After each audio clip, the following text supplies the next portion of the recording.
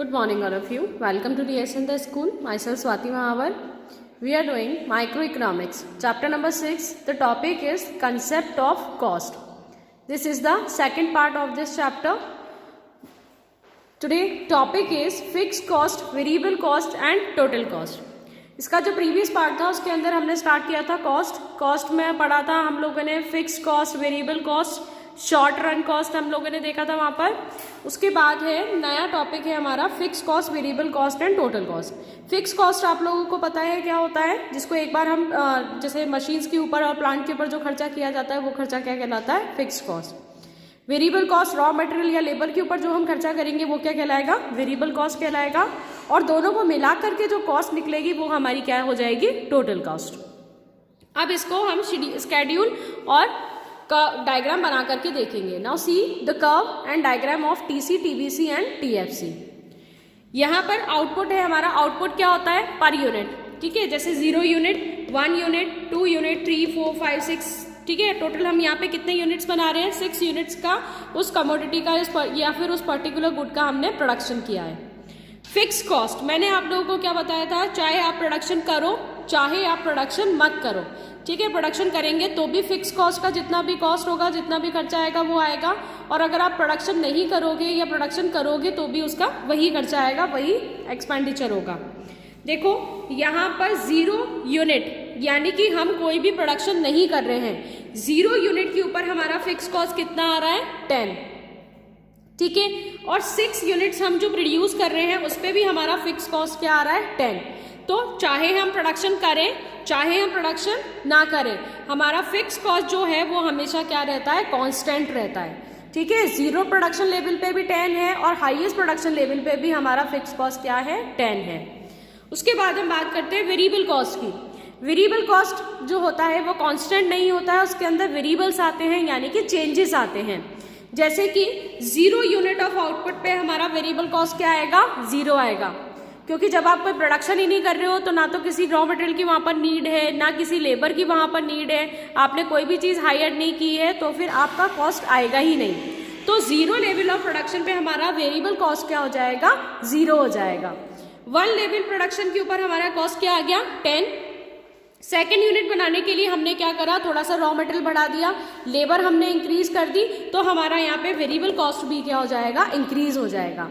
कहने का मतलब ये है कि अगर हम प्रोडक्शन इंक्रीज करते हैं, आउटपुट अगर हमारा इंक्रीज होता है तो उसके साथ में हमारा वेरिएबल कॉस्ट भी क्या हो जाएगा, इंक्रीज हो जाएगा। और अगर हम नीचे से ऊपर आते हैं तो हमारा जब आउटपुट डिक्रीज होता है, जैसे 6 से हम 0 पर अगर आ जाते हैं तो आउटपुट हमारा जो डिक्रीज होगा तो वेरिएबल कॉस्ट भी हमारा क्या हो जाएगा, डिक्रीज हो जाएगा। सेम डायरेक्शन चलता है प्रोडक्शन के अंदर और वेरिएबल कॉस्ट के अंदर। अब टोटल कॉस्ट की हम बात करते हैं, दोनों को हम प्लस कर देंगे, फिक्स कॉस्ट और वेरिएबल कॉस्ट को, तो हमारा क्या आ जाएगा, टोटल कॉस्ट आ जाएगा। 10 + 0 = 10, 10 + 10 = 20, 10 + 18 = 28, 10 + 24 = 34, 10 + 28 = 38, 10 + 32 = 42 एंड 10 + 38 = 48। अगर आपका न्यूमेरिकल आता है, न्यूमेरिकल के अंदर आपको एक फिक्स कॉस्ट दे दी, ठीक है। जैसे 0 यूनिट 0 लेवल के ऊपर जो 0 हम प्रोडक्शन कर रहे हैं उसके ऊपर की एक फिक्स कॉस्ट दे दी, बाकी सारा नीचे का ब्लैंक कर दिया, ठीक है। अब आपको पूछा कि आप एक तो इसकी फिक्स कॉस्ट निकालो सभी यूनिट्स की, और दूसरा आप इसका क्या निकालो, जैसे आपको टोटल कॉस्ट दे दिया और आपको बोला कि वेरिएबल कॉस्ट फाइंड करो, तो कैसे फाइंड करोगे, वहां पर ये समझ जाना कि अगर 0 लेवल ऑफ आउटपुट पे फिक्स कॉस्ट 10 लग रहा है तो सभी यूनिट्स लेवल, जितने भी यूनिट्स हम प्रोड्यूस कर रहे हैं सभी लेवल ऑफ आउटपुट पे हमारा फिक्स कॉस्ट क्या रहेगा, सेम रहेगा। तो अपने आप ये वाला जो सेक्शन है वो अपने आप कंप्लीट हो जाएगा, ठीक है। सब पे 10 10 10 आ जाएगा। अब टीसी आपको गिवन है, आपको क्या निकालना है, वीसी निकालना है, वेरिएबल कॉस्ट निकालना है। तो आप टीसी में से एफसी को माइनस कर दोगे तो आपका क्या आ जाएगा, वीसी आ जाएगा। बिकॉज टीसी का फॉर्मूला हमने क्या लगाया था, टीसी = वीसी + एफसी, ठीक है। हमें यहाँ पे वीसी निकालना है तो हम टीसी में से माइनस कर देंगे एफसी को। अगर हमें यहाँ पे एफसी निकालना है तो भी हम टीसी में से माइनस कर देंगे किसको, वीसी को, वेरिएबल कॉस्ट को। आई बात समझ में। तो किसी भी तरीके से अगर आपको फिक्स कॉस्ट गिवन है और वीसी गिवन है और आपको बोला कि फाइंड टीसी, तो आप क्या करोगे, दोनों को प्लस कर दोगे तो हमारा टीसी भी हो जाएगा, ठीक है। इस चैप्टर के अंदर आप लोग के न्यूमेरिकल्स भी हैं, तो न्यूमेरिकल्स के जो फॉर्मूले हैं वो इसी तरीके से चलेगा। ये मैंने आपको एक स्केड्यूल बता दिया। अब इसके अंदर पूरा जितना भी है, जैसे फिक्स कॉस्ट आपको फाइंड करनी है तो उसका भी क्वेश्चन बन सकता है, वेरिएबल कॉस्ट फाइंड का भी बन सकता है और टीसी का भी बन सकता है। ठीक है, समझ में आ गया आप लोगों को। Now see the diagram. यहाँ पर 3 कर्व हैं हमारे, एक है टीसी, एक है टीवीसी और एक क्या है टीएफसी। अब टीएफसी की पहले हम बात करते हैं। तो टीएफसी क्या होता है? Total fix cost. इसके प्रीवियस वीडियो के अंदर मैंने आप लोगों को बताया था टीएफसी क्या होगा, टोटल फिक्स कॉस्ट, और टीवीसी क्या हो जाएगा, टोटल वेरिएबल कॉस्ट हो जाएगा, और टीसी क्या होता है, टोटल कॉस्ट। टीएफसी जो है हमारा वो क्या है, पैरेलल टू एक्स एक्सिस है। ठीक है, पैरेलल टू एक्स एक्सिस है, एक हॉरिजॉन्टल लाइन बन रहा है।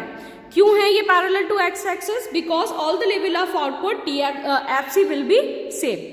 चाहे आप प्रोडक्शन 0 करो, चाहे आप प्रोडक्शन 6 करो, आपका एफसी क्या है, सेम है, कांस्टेंट है।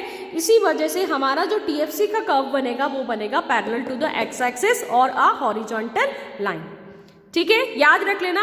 ऐसे एक क्वेश्चन आ सकता है, what is the shape of TFC. ठीक है, अगर आपसे पूछा कि टीएफसी का शेप बताओ तो आप क्या बताओगे, अ हॉरिजॉन्टल लाइन और पैरेलल टू एक्स एक्सिस।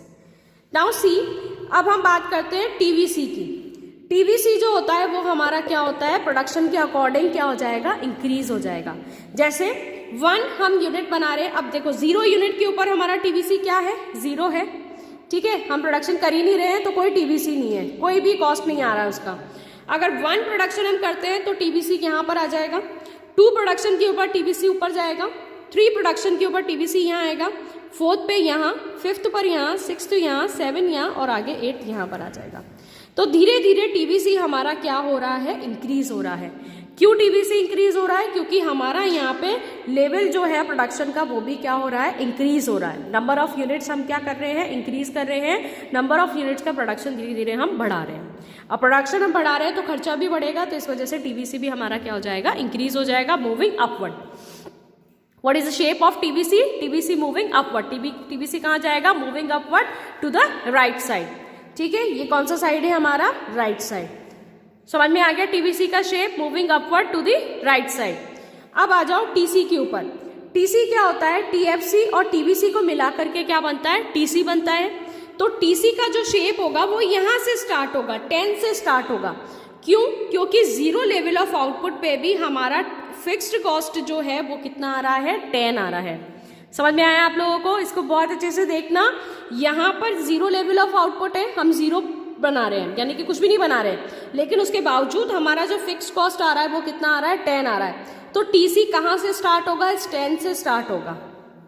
ठीक है, टीसी यहाँ से स्टार्ट नहीं होगा, यहाँ से मत करना, इसको यहाँ से स्टार्ट करना। यहाँ से स्टार्ट होगा और ये क्या हो जाएगा, पैरेलल टू टीवीसी हो जाएगा। जैसा टीवीसी जाएगा, जिस डायरेक्शन के अंदर टीवीसी जाएगा उसी डायरेक्शन के अंदर टीसी जाएगा। ठीक है, so TC is parallel to the TVC. TC जो होगा वो टीवीसी के क्या होगा, पैरेलल होगा। Now see some points. Number 1, TFC is constant at all the level of output. TFC जो है हमारा टोटल फिक्स कॉस्ट जो है वो हमारा क्या है, सेम है eight all the level of output. सभी लेवल ऑफ आउटपुट पे हमारा टीएफसी क्या है, सेम है, 10 10 10 10 10, सबके ऊपर 10 10 10 आ रहा है। उसके बाद में TVC increases as output increases. जैसे जैसे हमारा आउटपुट इंक्रीज होता जा रहा है वैसे वैसे हमारा टीवीसी भी क्या होता जा रहा है, इंक्रीज होता जा रहा है। उसके बाद है TC is parallel to TVC. जो हमारा टीसी है वो टीसी हमारा क्या है, टीवीसी के पैरेलल है। बिकॉज जिस डायरेक्शन के अंदर टीसी जाता है उसी डायरेक्शन के अंदर टीवीसी भी मूव करेगा। जिस डायरेक्शन के अंदर टीवीसी मूव करेगा उसी डायरेक्शन के अंदर टीसी मूव करेगा। Now difference between TC and TVC is equals to TFC.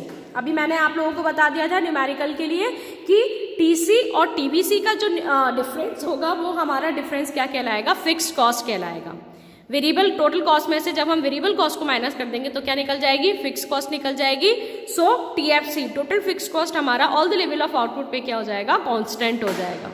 याद रखना, fixed cost is always constant at all the level of output. ठीक है, और इसी प्रोसेस से ये जो थ्योरम है, इसी थ्योरम के अकॉर्डिंग ही आपके न्यूमेरिकल सॉल्व होंगे। ठीक है, now the next topic is average cost.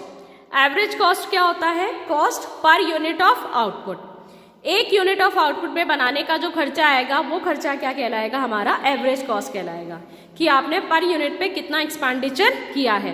What is the formula of AC? TC upon quantity. TC को हम क्या करेंगे? क्वांटिटी से डिवाइड कर देंगे। जो हमारा टोटल कॉस्ट है वो किससे डिवाइड हो जाएगा? क्वांटिटी से डिवाइड हो जाएगा। नंबर ऑफ यूनिट से टोटल कॉस्ट को हम क्या कर देंगे? डिवाइड कर देंगे। क्वांटिटी क्या होती है? नंबर ऑफ यूनिट्स, कि आप कितना यूनिट्स का प्रोडक्शन कर रहे हो।